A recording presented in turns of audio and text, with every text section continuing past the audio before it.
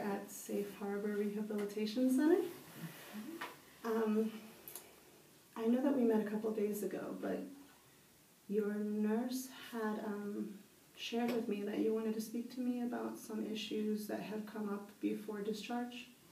Yes, I sort of kind of changed my mind on living with my son. I'd rather live alone with an healthcare provider if I'm able to. Okay.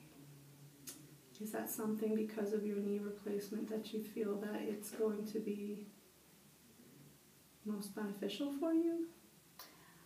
I don't want to be alone, but since I feel uncomfortable with my son's wife, I would rather take my chances. Okay, well, I just wanted to remind you that everything here is confidential, and whatever you say, it will be between both of us, and as a part of informed consent. I'm letting you know that, I have to document what you tell me, but it's not something that's going to go further than here with you. So, is there a particular reason why you don't think it's the best scenario for living with your son that you want to go into detail about? Because your injury is very, the recovery for your injury, you're really going to need some help. So, and I know that when we spoke about it seemed like everything was going to be fine at your son's house. So I just want to make sure this is the right decision for you. Well, I don't want to get anyone in trouble, I don't want to, well, I might as well express myself since it's going to be confidential. Well, the reason why I'm really uncomfortable with my son's wife is because she's very abusive, verbally and physically, and I am very uncomfortable around her. My son doesn't know, and I don't want to tell him because I don't want him to think that, I'm being a jealous mom or I'm trying to break up their relationship or anything, but she is. And when he's around, she shows no sign of it, but when he's not around, she's awful. Wow. So what you're saying is she doesn't exhibit that behavior with him? No. Abuse is not geared towards him, it's always towards you. Yes. When he's not available to see what's going on? Exactly. When he's not around, that's when the abuse occurs. But when he's around, she acts like that everything is okay. Did she have anything to do with why you're in our rehabilitation center now? Somewhat, but not like all the way. Like, we had an argument and I suddenly tripped on one of the side of the tables, and I hit my knee and it kind of cracked, so I had to get it replaced. And she physically touched you before you hit the table? No, she actually was in my face, and I tried to back up away from her before she can hit me, and I tripped and I hit my knee. Oh, I'm so sorry to hear that. I know that you've been here for 6 weeks, and that probably is something that you probably haven't shared with anyone else? No. So I thank you for being able to be comfortable enough to share that with me. And I really want to make sure you're in the best place. So if that's something that's happening in his home, your son's home, even though they're able to help you physically, that's not a good place for you to be. So now we have to kind of restructure what it is that we want to do with you. Do you still want your son to be involved in your rehabilitation process once you go home? I want him to be involved, but is there any way that you can just have him and not her?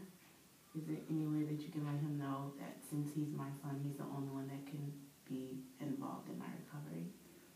It might kind of make her mad, but I would feel safer if it was just him. Well, we can go ahead and see, according to your health care insurance, what it is that you're entitled to for visitation and home and therapy, and see if you can get some occupational therapy as well as physical therapy. As far as me telling him that he can only be the one that's involved in your recovery process at home. I don't think that's something that I have legally the authority to do. But I do suggest that possibly maybe you and him could, if you don't really know how to speak to your son, this is something really important that's happened to you, and I don't want to take that lightly, and at the same time I know that you care about your son and you don't want to be involved in his relationship with his wife, but he still is your son. And I think it's important that if you would like to think about it a little bit as far as getting some counseling, like meeting with a counselor with him, so that you're able to share what's going on between you and him, so that he could understand, and that he would be able to have that respect to just come to your home himself instead of bringing her or having her involved. Because I have a feeling that he might, I'm sure he'd want to know about what's going on, but that's not up to me, that's up to you to say. But at the same time, he would understand how you feel, and he would definitely want to make you feel comfortable. I mean, you have a good relationship with your son? Yes, we have an awesome relationship. Yeah. And that's probably why she's jealous. I'm really sorry to hear that. How has that made you feel in these whole... Well, the whole 6 weeks I've been, in my head playing it over and over, if I should say something or if I should not, if she's going to get mad or if she's not. But I have to think about me and how I'm going to recover. So I guess that's why I told my nurse. Well, I'm really glad that you were able to come to that decision, because it is about you and your recovery and how, we're here to help you. We're not here to release you into a situation that's going to, not have you be in a secure place emotionally, physically. So that's really important, and I'm glad you spoke about it. A lot of times people come through here with situations like yours and they don't share, and when they're released, we really can't help them once they're not in our hands. So I'm really glad that we're able to speak to you now and try to get things going in that direction. So would you be interested in the counseling with your son? Yes, I would. I think we're going to need it. You'd like me to contact him, or would you like to speak to him in regards to that? I'll talk to him, and if he kind of rejects, then I'll have you call and talk to him. Okay. As far as you being home and having help there, is there any other friends or family? I have a friend. She may not be able to be there, all the time, but, I can probably have an aide during a certain part of the day and then have her come like the last part of the day, just to help me make sure I can shower and get in the bed and be fine, those things. The last ending of the day, I guess. And did you say you were planning on returning to work? That's something I want to do if my recovery goes well, but if it doesn't, then I'm going to have to think about other options. Okay. And as far as you have somebody to hopefully drive you around and... Well, yeah, my son can do that. Like, when he gets off, he can take me places, like to the store and everything else. So, or maybe, if my insurance covers the aid to go to the store for me during the mornings. Like a companion. Yeah, that would be great. Yeah, and there also is, we do have to check your insurance as far as transportation. It's not like the actual bus system, but it's a smaller system. It's a smaller, I don't know if you've seen those little smaller buses, shuttles that do help you go to doctor visits and different things medically that you could do. There's also a senior services center that probably has a lot of information for you and resources that is not too far away from your home. And I don't know, have you ever visited there? No. It's free to the community, and it's something that is for older adults over the age of 65, and it's pretty much like a community center for older people.